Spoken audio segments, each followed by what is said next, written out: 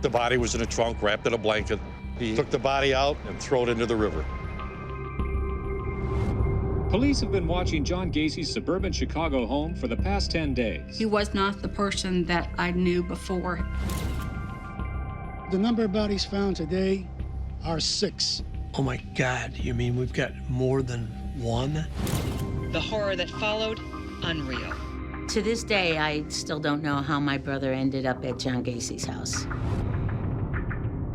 One time he looked at me and he said, well, you know, clowns can get away with murder. I said, John, did you do this?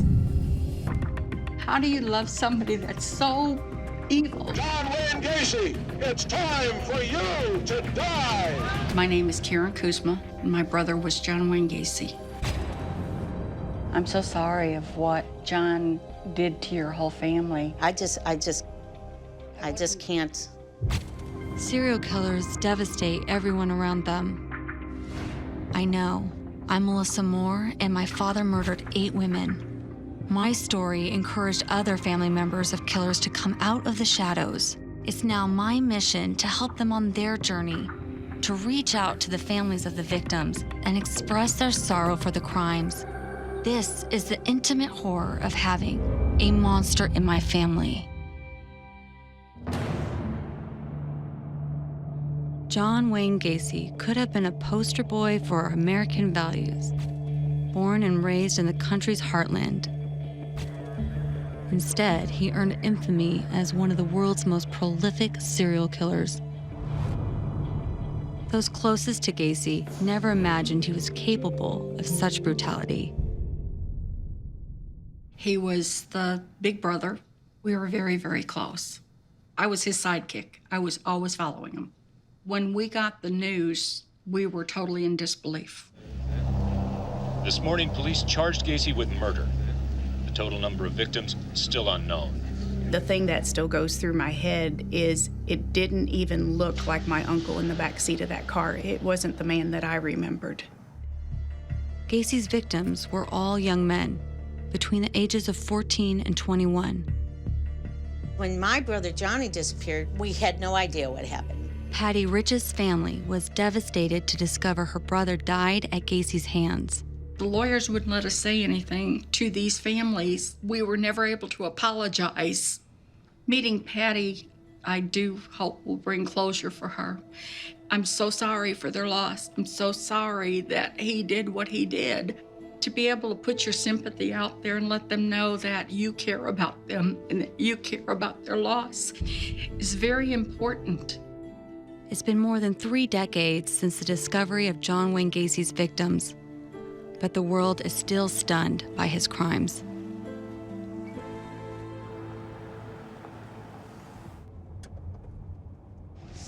I'm in the neighborhood that John Wayne Gacy grew up in.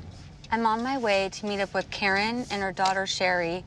We're gonna go to Karen's childhood home that she shared with John Wayne Gacy.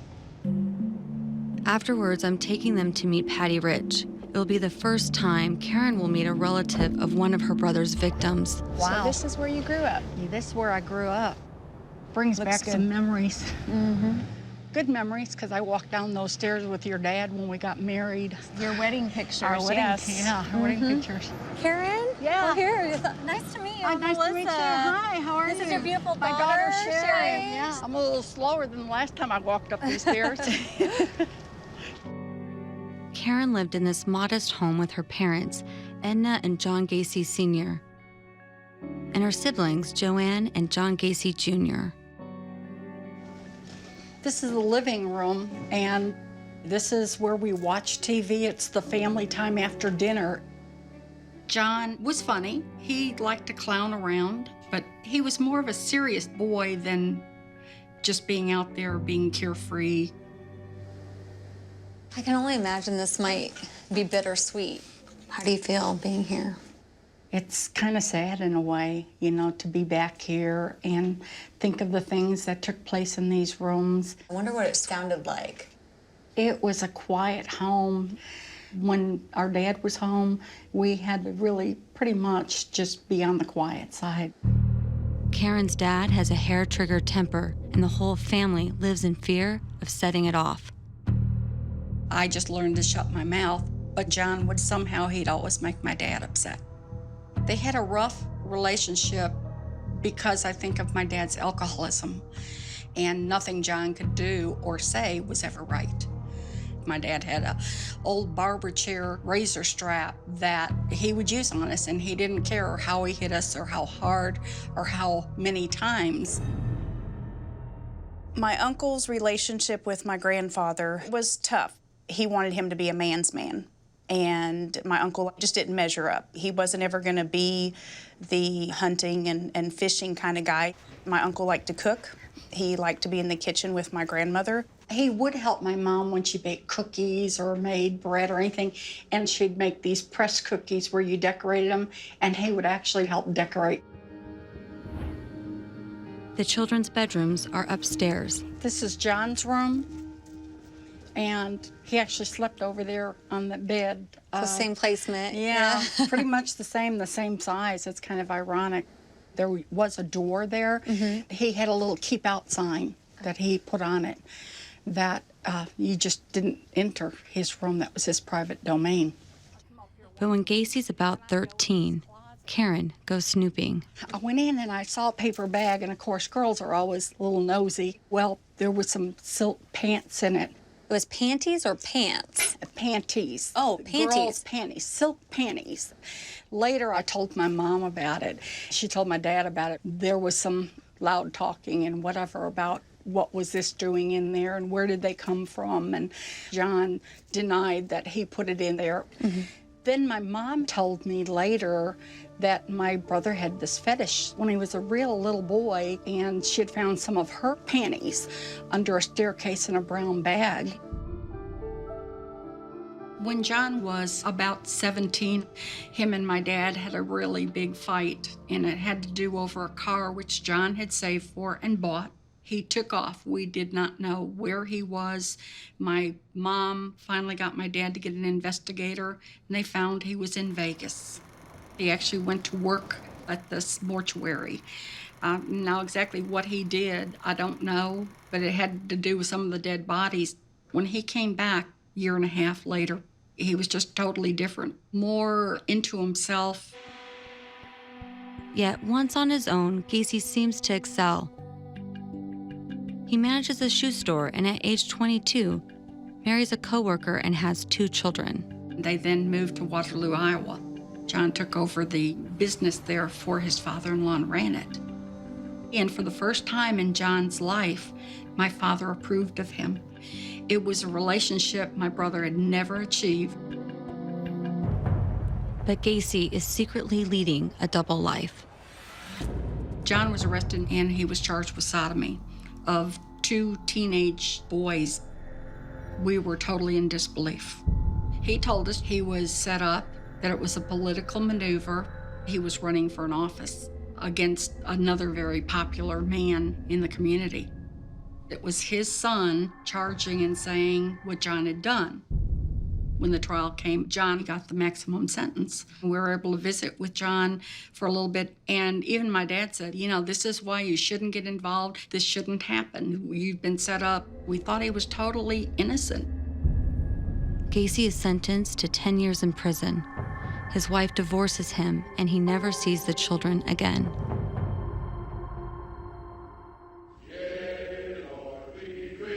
When he went to prison, he was a model prisoner. Those people in Iowa could not say enough nice things about him being a prisoner there.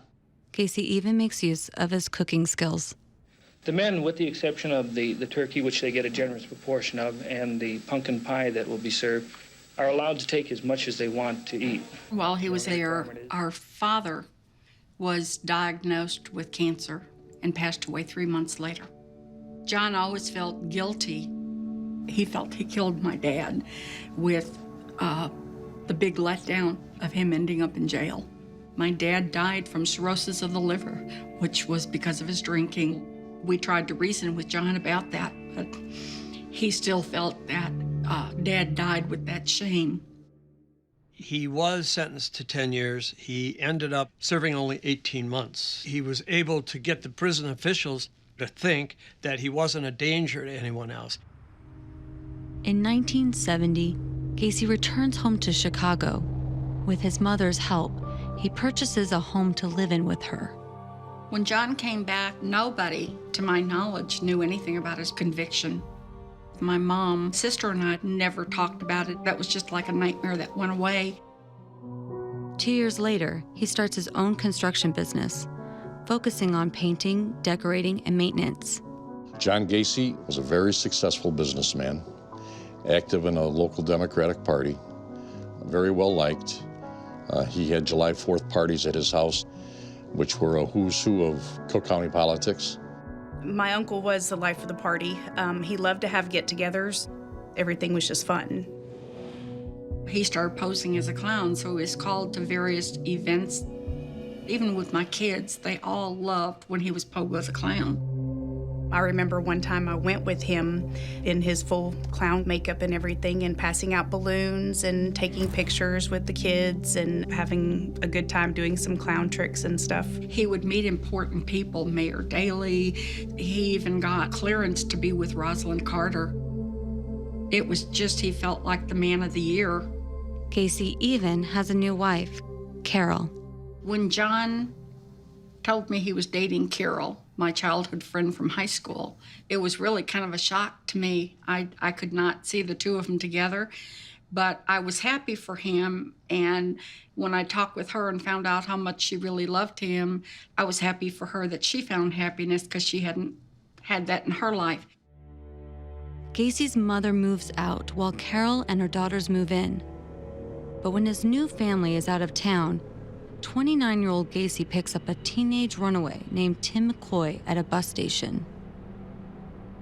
I think at that time it was just a sexual involvement with that young man. And in the morning, they came into a physical tussle, and he ended up stabbing him.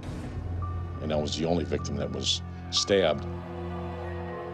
But in 1972, no one even knows the boy is missing. Over the next year, Karen notices a change in her brother. John and Carol came for Thanksgiving, and they were talking about something that had been on the newscast. And he just made a comment. He said, well, I would just shoot the bastard. And I just looked at him and I said, you don't mean that. And he said, you don't know me. And I just told him, I said, you know, John, I said, I'm seeing something happening to you that I just don't understand. What she's seeing is a monster in the making. John Wayne Gacy is about to launch a killing spree that will shock the nation.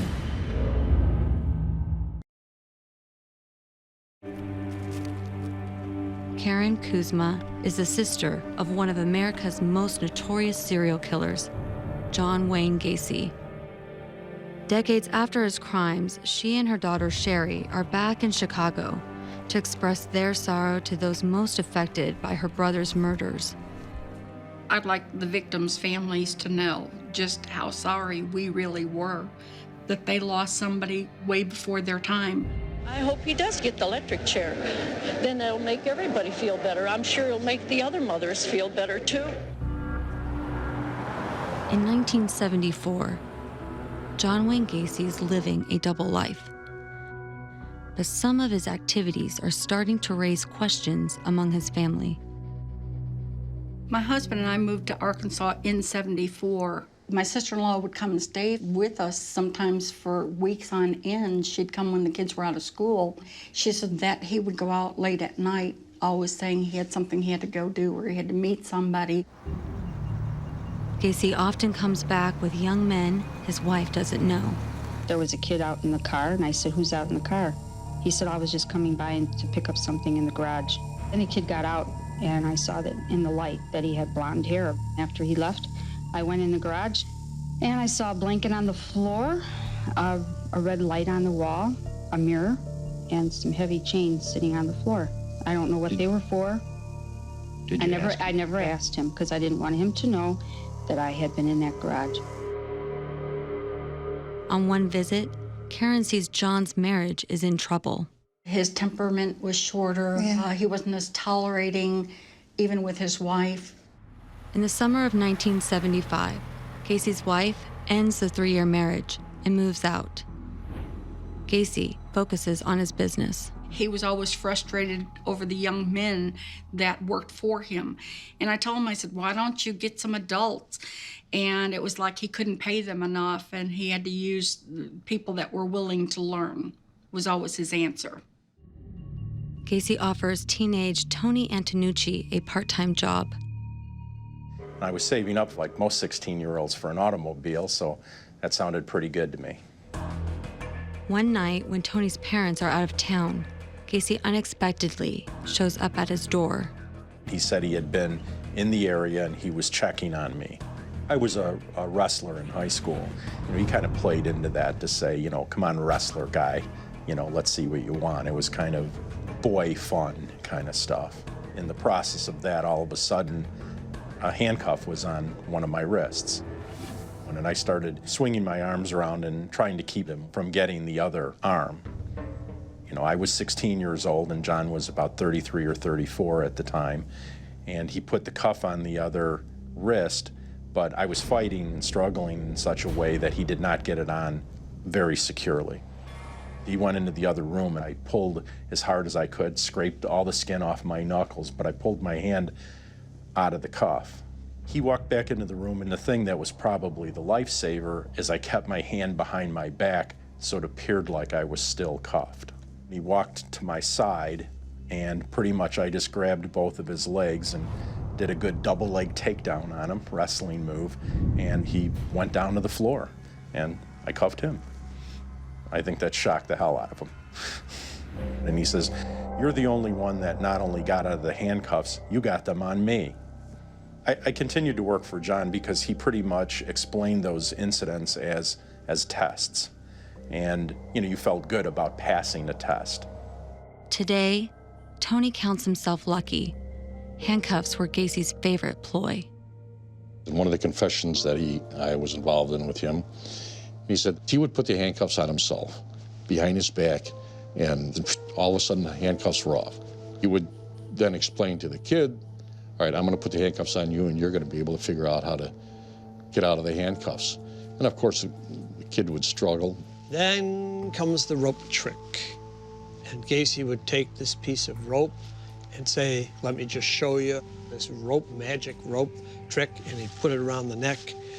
The victim was still going along with this, thinking it was all magic tricks, and Gacy had the rope in the back and just strangled him.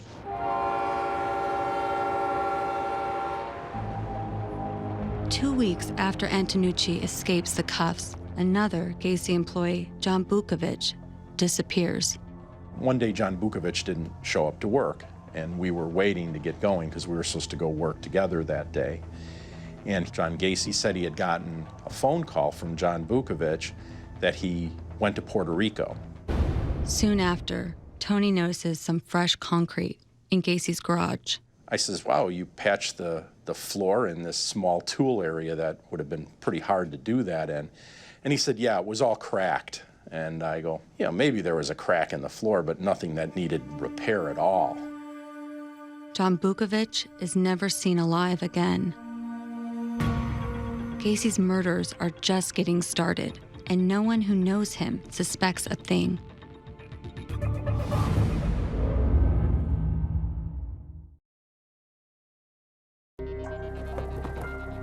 It's been almost 4 decades since John Wayne Gacy's murders were discovered.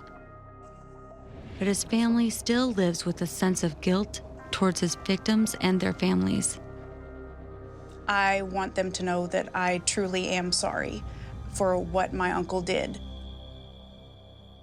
I think there was so little given to the families. Their loved one was lost and everything was about him and the trial instead of the loss of a person. I never know when I meet someone, are they gonna think that somehow I can become like a killer like my dad? And then I got fearful. I started, doing research. Is it in DNA? How did my dad become that, who he is? You'll always question that. I even had an autopsy done on his brain to find out if there was anything hereditary. They found nothing. In January of 1977, another Chicago teenager vanishes. 19-year-old John Zick. My brother John was about 2 years older than me. There were 5 of us in our family, 5 kids.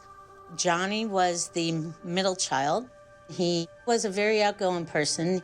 He loved animals. He used to bring home stray dogs, stray cats. He even brought home a bullfrog one time. And Johnny wanted to be in the film industry, to go to California and make movies. He didn't show up to work on Thursday. He didn't show up to work on Friday, and it was payday. When you're a teenager and you live paycheck to paycheck, you don't skip payday. What we know is that John was on a date that night, and he had taken his date home, and somewhere later that evening, he ran into Gacy. Gacy fits his car with red flashing lights to make it look like an unmarked police cruiser.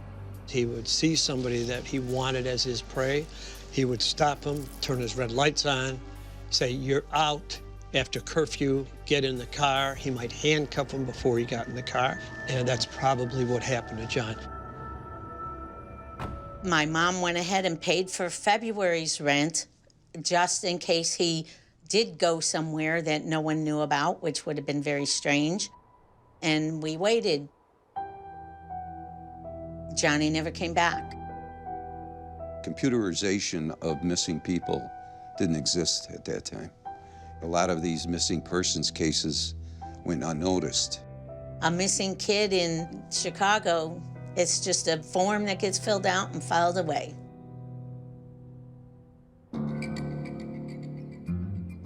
For at least 6 years, John Wayne Gacy has gotten away with murder, but his happy businessman facade is showing cracks.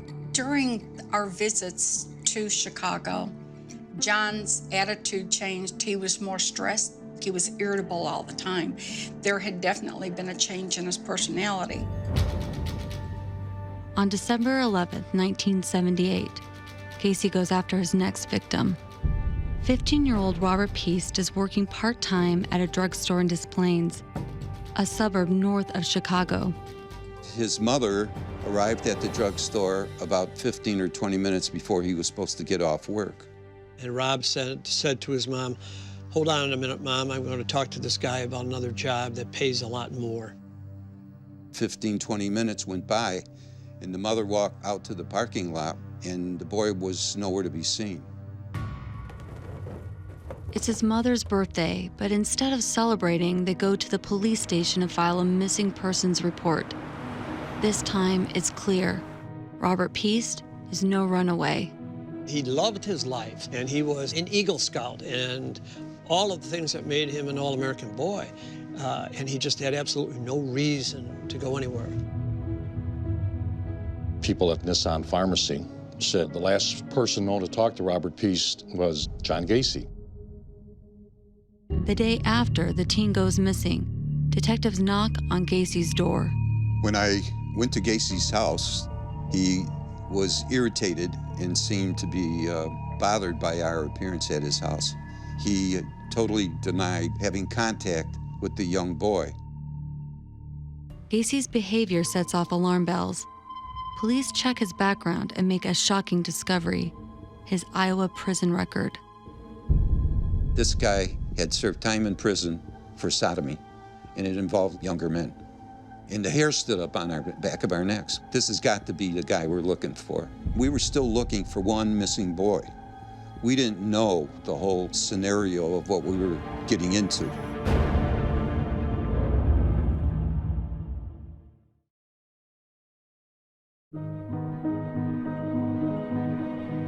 Karen Kuzma, the sister of serial killer John Wayne Gacy, has come home to Chicago to meet a relative of one of her brother's victims for the first time.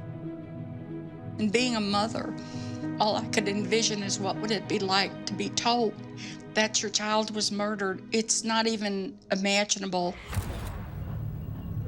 Almost 40 years after the discovery of her brother's victims, the shock still reverberates. I'm really hoping it's going to end someday soon. When you live through something as many years as I've lived through this, it traumatizes you. I mean, God only knows. I tried to commit suicide twice because I didn't want to have to put up with it. But I had children, and I knew I had to go on no matter what happened. I had to go on for them. The more she talks about it, I think life gets a little happier for her. Finally, for the first time in my life, say how sorry I was to the victims' families. I'm just hoping it's going to help them. In December 1978, police are searching for Rob Peast, a 15-year-old who went missing from a local drugstore. After Gacy is identified as being in the store at the same time, police learn of his Iowa prison record. This has got to be the guy that's probably responsible for this missing Robert Peast. Investigators detain Gacy at the police station while they search his home for Rob Peast. Some searched the garage, some searched the kitchen. A detective who was with me, we searched closets.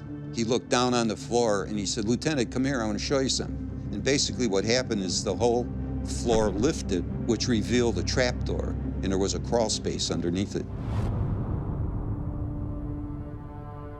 We crawled down into this crawl space area, looking for one missing boy. And when we came out of the crawl space area, our clothes were covered with white powder, limestone that was ground and was used for taking the dampness out of the crawl space, or at least that's what we thought. They find no sign of Rob Peast. However, the house does contain items that don't seem to belong to Gacy. One of the things that they brought back was a class ring, and there was a JS inside of the ring. And that led us to a young man by the name of John Zick. The Des Plaines Police Department called and they asked for John Zick. My mom told him that he's been missing since January 20th, 1977. And within a few minutes, like as if they were just sitting outside, they were at the door. Our antennae just went crazy with the idea that, oh my God, you mean we've got more than one? The possibility that my brother was murdered never crossed my mind. Police want to search Gacy's house again, but they need another warrant. Until they can get it, they put eyes on him day and night. One of us would be parked in the front of the house, and the other would be parked in a cross street here to look at the back of the house to make sure we could see if he happened to go out the back door, but he would park here in the front. As Christmas approaches, Gacy makes a holiday phone call to his sister Karen with news he's being followed. When I got on the phone to him, I said, "Who's following you?" I said, "Is it somebody after you or what?" He said, "No, it's the police." He said, "They're investigating something that's going on in Chicago," and he said, "Somehow my name got into it." I would be scared to death, but he would laugh about it. Gacy had been playing a game with these surveillance officers. He was letting them come into his house. He was buying them drinks. He really thought he was going to convince the cops that he was Mr. Nice Guy. He would talk about his charitable activities, which included being a clown. And one time he looked at me and he said, "Well, you know, clowns can get away with murder." One of the surveillance officers asked Gacy if he could use the bathroom in his house. Gacy said, "Go right ahead." And he goes in there, and you gotta remember the furnace comes up from downstairs. That police officer later comes to us and says, "I smelled the odor of death." And that's what we used as a basis for a second search warrant.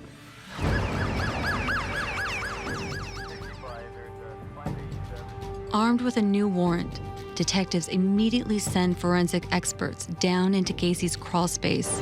The first thing that they did was realize that there were some mounds, and they started digging carefully. And after about 15 minutes, an evidence technician called up to me, said, "Lieutenant, I've got 3 bodies down here." We got a phone call, and he said that I'm John's lawyer. He said, "I'm calling to let you know John's been arrested for possible murder." And I said, that can't be. I was totally in disbelief. That was the day that I saw my mom's life go immediately from light to dark.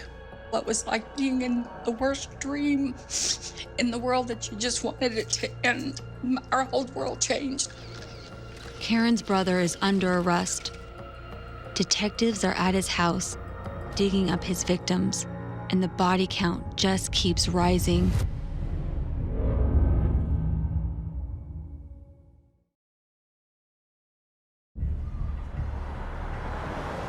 The day John Wayne Gacy is charged with murder, Karen Kuzma is suddenly saddled with a horrific new identity, the sister of one of the worst serial killers in history. The number of bodies found today are 6. Bringing the total to? 21. It was just devastating to know that he killed that many people without nobody having known that he could do something like that. When I first heard about how John was murdered, my heart just dropped. Johnny was somebody's brother. He was somebody's son. Do you still love your brother today? I hated him. I hated so much that he took a life, many lives, and he changed so many lives. And I was angry what he did to my family and my innocent children. How can I love somebody like that? How do you love somebody that's so evil that you can love them and at the same time hate them? But when you let hate grow in you, it just bitters you. I was in the 8th grade, and if his name came up, my head went down. I mean, I literally just didn't make eye contact with anybody pretty much throughout most of my junior high and high school years. I was ashamed, and I mean, I know now I probably shouldn't have been, but you don't know, you know, when you're 14 years old. Even the investigators have a hard time dealing with the scope of Gacy's crimes. Gacy had confessed that he had killed 33 people. 27 bodies were buried in the crawl space. It was just almost too much to comprehend. To see the reality of what was left of the bodies, you could just look at the skull laying there in the ground still, and it just has absolute horror on the face. The crawl space beneath Gacy's house is so full of his victims, some bodies are buried too deep. Robert Piest is not among them. But Gacy has another confession. This is where Gacy came. Body was in a trunk, wrapped in a blanket. He pulled off the side of the road up there, and there's not any kind of a shoulder. Real quickly took the body out, threw it over into the river. Gacy tells investigators he's done that with 3 other victims. Gacy is essentially a sociopath. If you get a personality of that type who's killing people and he knows he's caught, he wants to talk about it. He drew on his own a map of the crawl space. It was amazing. He knew where every body was. Even though her brother is under arrest, Karen has a hard time believing he is a killer. I said, John, did you do this? And he said, maybe a few. And I was, till this day, I can't phantom him having done that, not after growing up with him. In February of 1980, Gacy stands trial for the murder of his 33 victims. He basically just the entire time stared forward. I was there more to support my mother than for any other reason. Gacy never once showed an ounce of remorse. And people have asked me, well, Gacy had to be nuts. Gacy was not nuts. Gacy was evil. The jury takes only 3 hours to come to a verdict. Guilty on all counts. Justice was done. They arrived at the only proper verdict and the only proper sentence in this case. John Wayne Gacy is sentenced to death. When he was going through his appeal and he kept thinking he was going to win the appeal and be out. And I thought, not on God's green earth will you ever be out and about, because I would have made sure that he was locked up. I could never have gone through knowing he killed somebody else. After 14 years of appeals, Gacy's execution is set for May 1994. I've had confession, I have communion, and I am at peace with myself. John Wayne Gacy, it's time for you to die! Karen sees her brother for one last time. It was really, really hard to, again, even knowing all of what he did, to leave there knowing that he was going to be killed. I was not going to see him anymore. John Wayne Gacy is executed on May 10, 1994. When I think about John Gacy, I realize there were a lot more victims than the 33 bodies. My dad's diabetes went off the charts. My mom had a heart attack. And they're not the only families that were affected medically.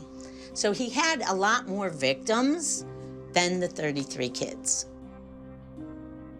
You're gonna meet Patty pretty soon. What are your thoughts about meeting her? I hope that there is going to be a warmth between us, because they've never had that personal sympathy given to them. I hope she doesn't blame us.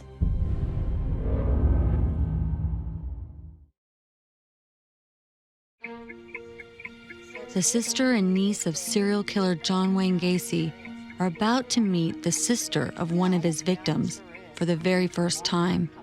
So Karen, this is a really big day. Yeah, I'm really hoping that this is going to help. It's a good day, you know, to at least be able to do this. By meeting Patty, somehow she will know how we felt back at that time.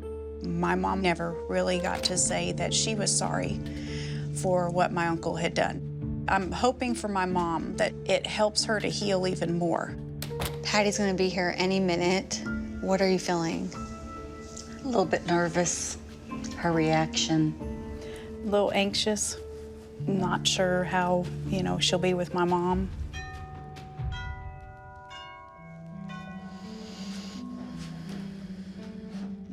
Hi, Patty, come on in. All right, Patty, this is Karen. Hi, Hi, nice Karen. to meet you. This is my daughter, Sherry. Hi, Sherry, Patty. nice to meet you. Nice to meet you. All right, why don't you have a seat?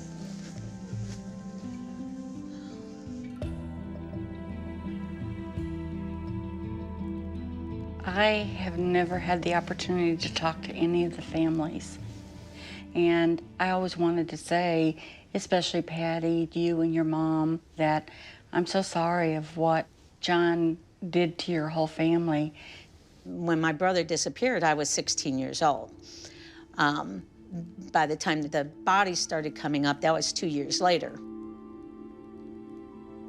I thought with each step of his incarceration and his execution, I always felt that that was going to be closure for everybody. But I found it doesn't close it. It doesn't close it. It's a wound that will never heal. Mm-hmm. Right. Patty, we would love to know more about your brother, John. What was he like? Johnny was a little redheaded kid as a child, and was an altar boy at the church, and he was in Boy Scouts. He had a paper route. He was a typical boy, For me, I used to think, well, if I go to Navy Pier or whatever, I used to think I'd see him. Out in a crowd. Yeah. The news was nothing but Gacy, Gacy, Gacy, Gacy. They'd break into the shows to tell you some stupid thing. And if they didn't have something to report that day, they made it up. They made it up. My husband didn't even want me to go to the trial because he was afraid of what was going to happen. Because we knew that we were in a city that was kind of turned upside down by all of it because of the massiveness of what happened. That didn't take away from how I still felt about the families and their loss. It didn't take away one bit. I mean, I feel for you. I was only 13 or 14 when it happened, but there's still a lot of shame, and there always will be. There was so much sorrow caused for you all, and caused by someone that I loved and apparently didn't know, because if I had, he would never have been able to do that stuff, never. There's just nothing I can take and say to make it go away. The one thing that I hope you leave here with is knowing that under no circumstances did I ever think you, your sister, your children, your mother had anything to do with this. You know, you can control who your friends are. You can't control who your family is. He took something away from me. That's what made me a victim. He took your life away.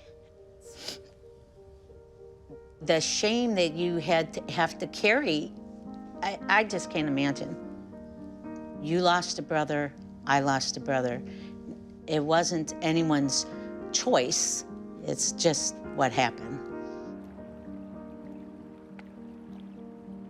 Even though the murders were over 35 years ago, the pain of all of it will always be there. I think I'll take it to my grave. It's not going to go away. Nothing can bring back Gacy's innocent victims. Some remain unidentified to this day, but Karen hopes sharing her sorrow with Patty will help honor their memory and ease the pain for their families. If Johnny were here, I think that he would be pleased with me making this step to meet Karen. He, of all people, would obviously know that she had nothing to do with this and doesn't deserve to have the shame of her brother hanging over her. I was going to say the red hair. Yeah, the red hair, that's Johnny. He almost looks like little Ricky Ricardo, remember him?